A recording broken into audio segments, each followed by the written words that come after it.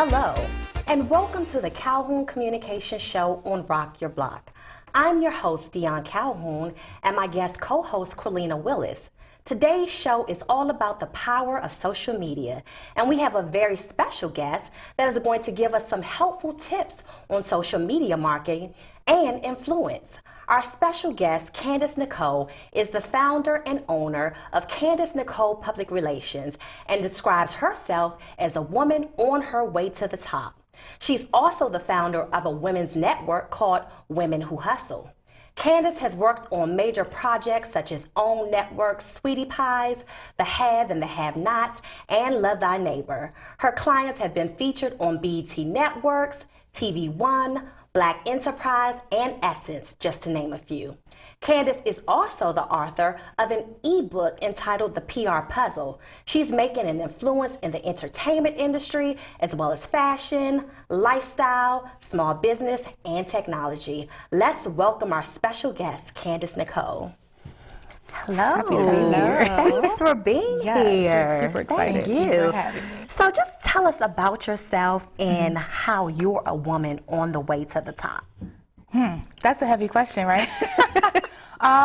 Yeah, definitely on my way to the top. I've been doing this for 10 years. I graduated from Morgan State University May 2007. So it's been 10 years since I've had my company. And I think on my way to the top is just every day I'm just working hard. My work ethic is like no other. My hustle, of course, my women's network, Women Who Hustle, that describes me as well. So just every day I'm just working my way to the top. So I saw on your Instagram page where you talked about creating your own opportunities. You started out in 10 years with your own, and then you actually made that leap of faith. You stepped out on faith and you created your own. So how empowering is that to make that transition from staffer to then being your own boss? It's a lot of prayer, I will say. And having an awesome support network, I want to say. But it was a lot. But I think I was at a point in my career, I knew that I had to do something. I felt like my back was against the wall. And I'm like, this is not your life, being here working at the TV station I was working at. And you have to just do something. So I kind of, had a plan of what I was going to do. I will be very honest with you. I didn't have this amazing savings account and this well drawn out business plan, but I wouldn't change it for the world because it's helped, carve me into the woman that I am now. Right, and then also talk about like the mindset. I mean, it's a big transition. Like every day is a hustle.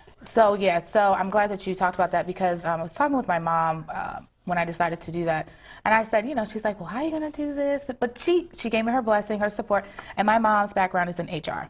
So you do not quit your job unless you have what? Another one, right? Right. But she said, you know what? I feel like this is it. This is great for you. This is the time. You're dedicated, you're passionate. And so I always said it didn't matter if I was bringing in, let's say, $15,000, $20,000 a month. I was going to hustle like I couldn't pay my bills the next month. Do it. Right. You always have to remain that way. You cannot get comfortable when you're a full-time entrepreneur. Anything can happen. It doesn't matter if you have contracts. If they say, hey, this happened, I cannot pay you, what are you going to do? Right. Yeah, you can take them to small claims court, but then you're going to be spending a lot of money out of your pocket trying to get them to pay money that they just told you they don't have money to pay. Right. So, yeah, you always have to remain on your hustle. Wonderful, wonderful. So let's talk about your journey from like really transitioning from being in the workplace to where you are right now. And what were some of your motivational things that happened, or how did you speak it into existence? Like, I'm going to get this done and I'm going to do it. And I want to say it was, what was that? That was 2015. So at the beginning of 2015, I knew that I had to do something. I'm like, I can't take it. When I took that position at the TV station it was maybe like 30 days in, and I was like, why did you do this? oh wow, Why did you come back? Why did you come back to a lot of us feel that way. Department? However, it served its purpose. I was able to get my own apartment and everything. It was a blessing in its own way. So I started to look for jobs, and I was not, getting the response that I thought, I should be getting. I had a lot of experience. I was reaching out to PR companies. That was my passion. That's what I wanted to do. And they would say, the ones that would call me or email me, and they said, well, you don't have agency experience. And I'm like, but I've worked with some of the, these A-listers out here that maybe you haven't even, worked with yet. That's what I'm thinking in my head. So I was like, all right, well, God is, he's doing something. Yeah, And then I actually was approached for a reality show, and they said it was going to be a positive reality show about Black women and how we are women who are balancing their 9 to 5 with, you know, their passion. And they were taping in Atlanta last week of June. So what was I faced with? I had to make a decision. Right. And I said, I'm going to be strategic. And I said, I'm going to use this. It's going to be my platform. And everybody's going to learn about Candace Nicole. It's going to take me to another level. Right. I went to, you know, HR. They said they wouldn't allow me to take a week leave. And so I literally was pushed, right? The situation that God brought into my life, I was pushed to make a decision. And I put in my 2 weeks notice, you know, June 5th. And then June 19th, I left. June 20th, I was on the plane going to Atlanta. Amazing. Oh, wow. That is amazing. Yeah. So let's touch on that. Because you have created your own brand. Yes. Which is amazing. Thank you. And so with some small businesses, they may say, because we are talking about the power of social media, they may say, well, you know what? I don't think that we need social media. We don't want to go on Facebook Live. We don't want to use Facebook, Instagram. So what do you say to a business about utilizing social media for brand awareness, to build their audience, for audience reach, to engage with their audience, and also to keep them engaged? Yes. So to anyone thinking, whether small, medium, large business, you're absolutely insane if you feel like you do not need any type of presence on social media. Let me tell you how I've been able to, me personally, of crafting, you know, these amazing relationships with brands because they are on social media. For instance, it was years ago, it was Hawaiian Springs water, love them, right? And I was in California, they had this beautiful display, it was like 2 bottles for $3, and I said, well, it looks great, right? And that's how I am. I'm like, great display, let me try this water. Right. I loved it. I drank the water for the rest of my California trip. And I said, well, let me just see if they're on social media. And they were, thank goodness. They didn't have like, you know, all these followers yet, but I tweeted them and I was telling them that I was back on the East Coast and I couldn't find, I was going through withdrawal. And so they followed me, right? I was like, I need to find this water. I need this water. And so they followed me and they DM'd me and I said, well, what's your address? And they started sending me like cases of water. Amazing. That's amazing. And then, of course, they did get into other, you know, department stores in the area, so, you know, I could get my Hawaiian Springs water fixed. But just like that. So I say that to say because you want to be able to connect with your audience, right? And you have to look at it as this is a free way for you to connect with your audience, right? So you don't have to spend all these dollars. I'm not saying don't do your ads, but you may think twice about doing any advertising where you're spending thousands of dollars, where you can just have a Facebook page where you're posting if you're, you know, making a new dish for your restaurant, or you're launching this new product. I remember I was working on a project and I was eating this popcorn. I can't remember the name, but it was new. My mom got it for me on QVC. And so I shared with everybody. I'm sitting here multitasking, watching TV, wrapped in my, you know, my blanket, and I'm eating this popcorn. And what happened? They shared my, you know, my post. Right. So they appreciated that. Wow. I tagged them because they had a Facebook page. Right. So I was able to tag them. So it's very, very important. I cannot stress that enough. If you do not like social media, find an intern. If you cannot hire someone, maybe you're on a strict budget, hire someone, a social media intern to, you know, to take care of those accounts and reach out to those clients, get their feedback. And you want to make them feel like they are a part of your story. Absolutely. People love you more if they feel like they're a part of your company. Right. Yeah. Whether So- it's an individual or a brand. Right. So about stories and posting for business and then also a personal brand. What are some of the do's and the don'ts? Well, you do want your audience to feel like they are a part, you know, of your life, of your brand and everything, but let's see here. Take your time with it. Yeah, I'm trying to, how can Or just be not post politically everything. correct? well, we're going to keep With it it. real for this one. Right. So, okay, if you're, you know, out at the club and everything, you're dressed a certain, don't always share everything that you're dressed. They don't need to know that, right? And that's the thing. You are in charge of creating your own story, and this is more so on the personal side, for your audience. Like for me, Candace Nicole PR, that's what it is across the board. Right. I don't believe in having two different accounts because I want you to see that I love my family. I want you to see when I'm at my cousin's lacrosse games and I'm showing you, what number he is. And, okay, she loves her family, but then she loves her clients too. I'm posting about my clients. I'm posting about, my fitness journey. So you feel like you do know me. I don't believe in people who have business accounts and they have these personal accounts, and on the personal accounts, it's a bunch of ratchet. Hello. And I've seen accounts like that where they have the certain memes that they put up where, if you put it on your business account, someone would be like, that's offensive. Hello. Right? So do's and don'ts is be careful. Always realize you are the person in charge of the content that you're putting out to your audience. Right. So protecting your brand is key. Yes. It's key. Very much so. Right. Very much so. The housewives actually talked about that too. Tammy, she said, look, I don't want to see Facebook posts, personal and business. Keep it consistent. Right. Differentiate the two. So what has been your biggest, what is social media, how has social media been your biggest impact to your brand? Definitely clients. I mean, I feel like I owe each of the platforms checks, and it's because I have been able to work on some amazing projects, and it's because people, hey, I came across your, your social media, handle, whether it was on Instagram, Twitter, or someone, interviewed me and they put me on some list of, top publicists. It's social media that pushed it out, and that's why they, came across. So it's a huge impact. Walk us through one of your high-profile clients and one of those experiences. Experiences of projects. One of your like projects. working with them. So I used to work with Music Soul Child. So wonderful artist. Pretty sure you ladies know who he is. What was he working on? Okay, so he has like these different personas.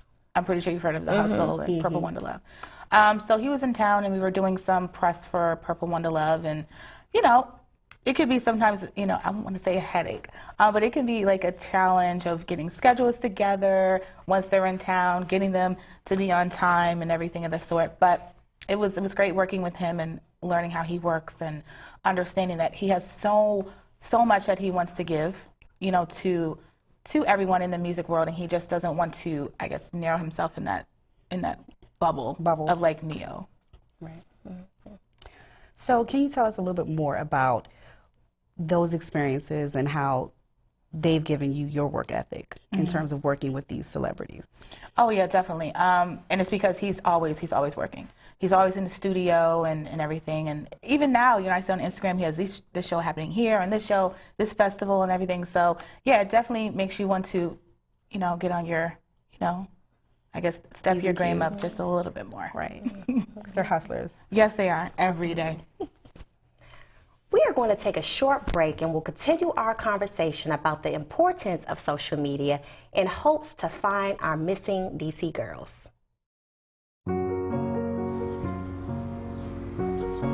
Maybe I have that? Oh, thank you. Did you see anyone's rock post? You moved this? Thanks for helping us. No problem. Is this strawberry? You're welcome. We'd do anything for kids. Yet 1 in 6 children in the U.S. struggle with hunger. Help end childhood hunger near you. Learn how at feedingamerica.org. You are watching the Calhoun Communications segment of Rock Your Block with our special guest, Candace Nicole. Candace? Yes. So let's talk about your vision and what is some of your vision? What is your vision for your brand, like midterm goals or let's say short-term goals rather, and then your long-term goals for Candace Nicole? Okay, so me personally, or like Candace Nicole PR? Okay. No, which one? Personally? Well, personally first, and then you can go into the brand. Okay, so personally, definitely this year I've been, I'm going more into speaking. So, of course, that is something that is really, really important to me. And, of course, I have another book that I want to get out about creating your own opportunities. Basically, like, don't get in your way, and this is what you need to do. Don't wait for anything to just come to you. You need to work at it, right? And so yeah. So becoming really a full-time speaker, I would say those are, goals. In my book, I guess more so short term, because I know I can write that within, like, maybe a month or so. For Candace Nicole PR, definitely I want to bring on more staff.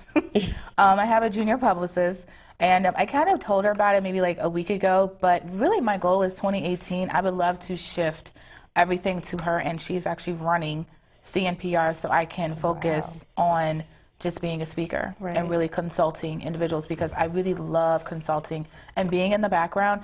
And it's because there's so many people that they have these great ideas, but they literally just don't know what to do with them.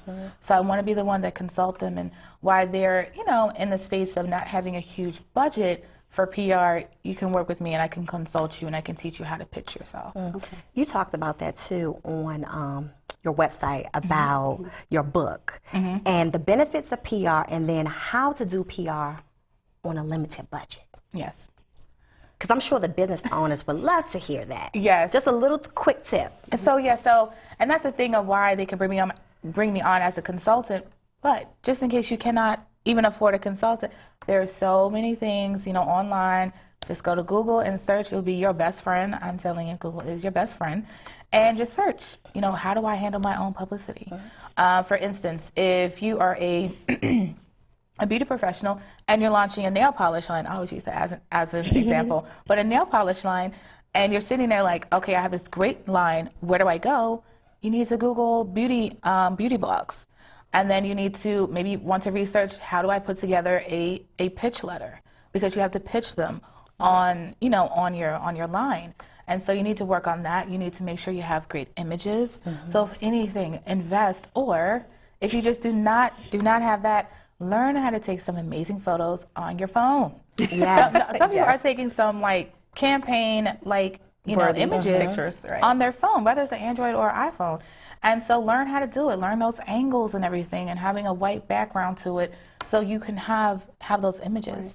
But there are different ways to do it. If you have just, I mean, like total zero budget, I'm telling you, Google is the way. If you do have somewhat of a budget, it's not huge, I would say reach out to a PR consultant, and they can teach you. So they will teach you how do you pitch yourself, the art of following up, different ways to, if you have this one product, what are three to four bullet points you can send to, say, the news station of what you can be brought on the morning show to discuss. So let's touch on this, because I actually watched one of your Facebook Lives, and she touched on Google. Yes. And tell the viewers about how Google helped you with learning how to, or getting speaking engagements. Oh, okay. So yes. So I was, So I was listening to a call. Cheryl Wood. She's an amazing speaker. Definitely look her up. Anyone, you know, tuning in. But she was telling us that she went on Google, because she was saying a lot of people ask, well, how do you find out about speaking engagements? And she said you go to Google and you just search call for speakers or speakers wanted. If you are a person who wants to speak at technology conferences, call for speakers in tech, call for, or whatever the sort, how you know, switch it up. But then I did the Google, but then I also went to Twitter and I used the hashtag. Telling you, hashtags is it. Everything. People forget about hashtags. Yes, they do. And I did the hashtag call for speaker. A slew of tweets came up, and within 24 hours, I had booked myself in Vegas to speak this year in August. Right? That is amazing. Amazing. Social media. Social media is everything. You can get discovered on social media.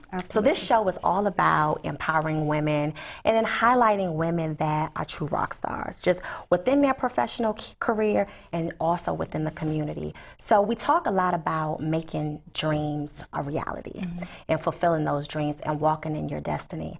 What would you tell another young lady or young man about just stepping out there in faith and just making things happen and just words of encouragement and inspiring them? Sometimes you just have to do it. I know that's very simple, and there's someone saying, yeah, but how do I do it?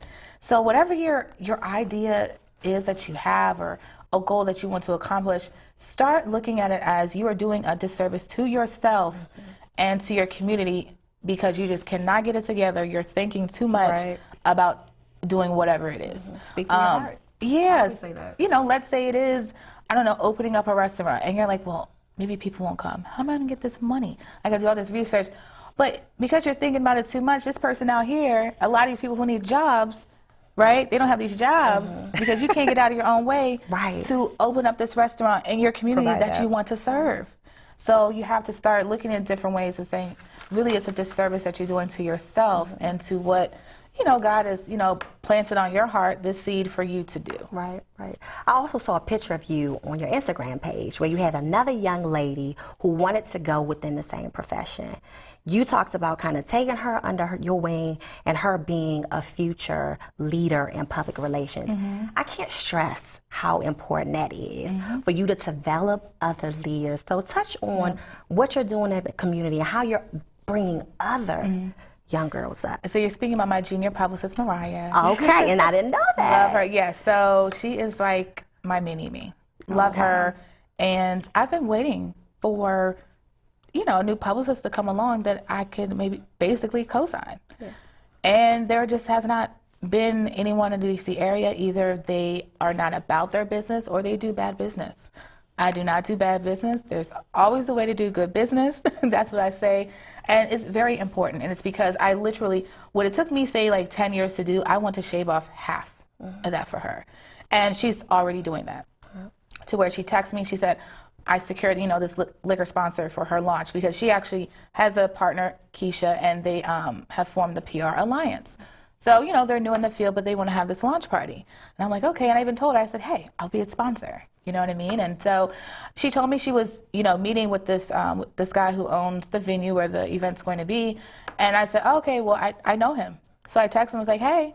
I said, that's actually my junior publicist. And she's like, thanks, Candace. And it's very important. You cannot look at them as they are your competition. Right, absolutely. A lot of people get so caught up on, why would I help them out? Yes. They're going to start taking my clients. Absolutely not. This is our motto, and that is there's enough room to go around, enough shine for us all. Look at us three at this table right now. PR, rock star, PR. We share the same goals and we're in the same industry, but we're highlighting and we're uplifting each other. And that's what it's really all about. I love it. Because if there is someone that comes across my inbox, I can't do it. I want to be able to shift it over to her. Right. So they can, get their business really like off the ground. So we have 4 more minutes into the show, and we really want to get into this high buzz profile issue on social media, and that is our missing girls in DC.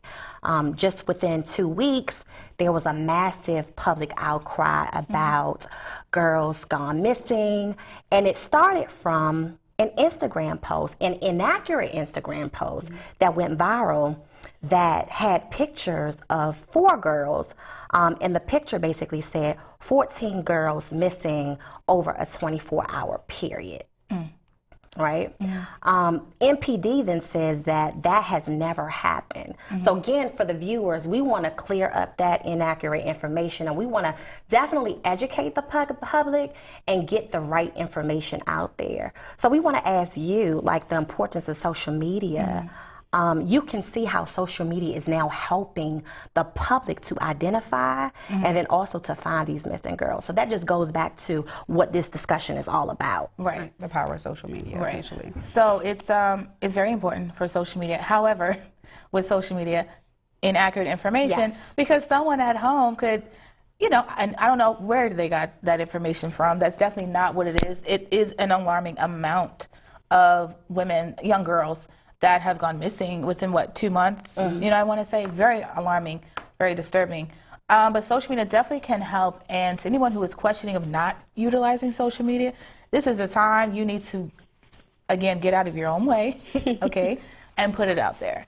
If you have, a missing, young girl, I know a lot of people are sensitive about putting young girl, young just people, their images out there, but they're missing already. So therefore, really, that goes out the window, in my opinion. It's time to get the pictures out there, let them know what were they last seen in.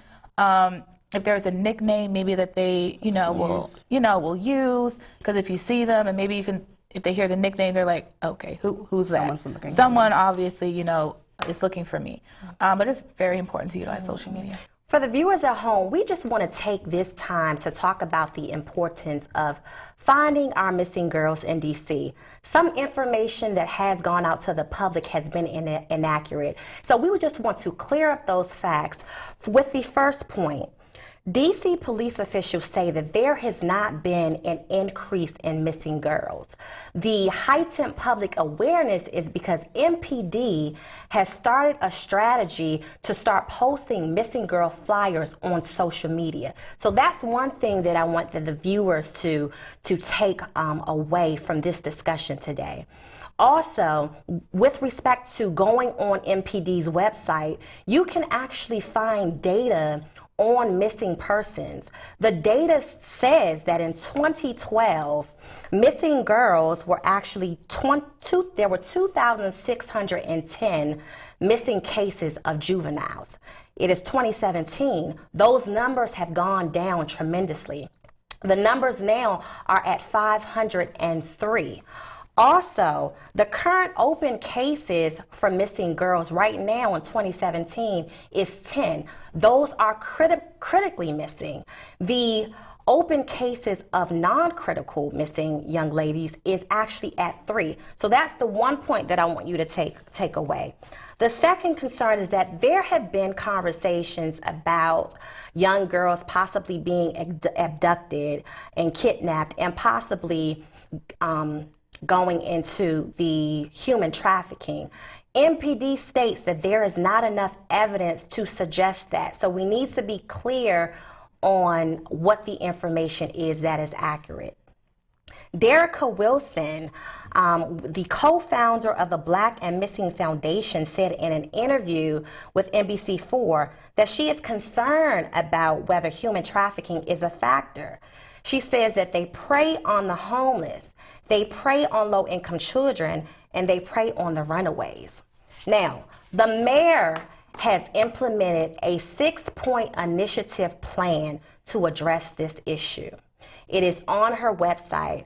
Other takeaways from this is that if you know of any young girl that is possibly missing, call 1-800-RUNAWAY. That is very important. Thank you for being here. It's a pleasure. We would like to invite you back. Absolutely. Thank you. Thank you. I want to thank our viewers who are tracking us in 40 states across America.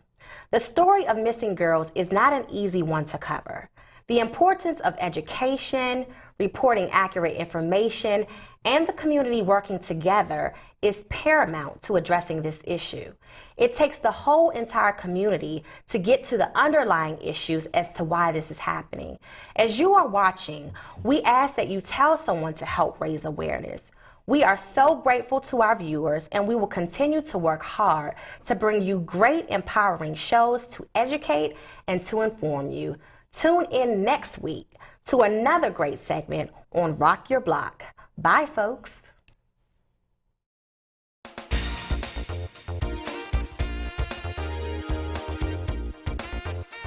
Hello, and welcome to the Calhoun Communications show on Rock Your Block.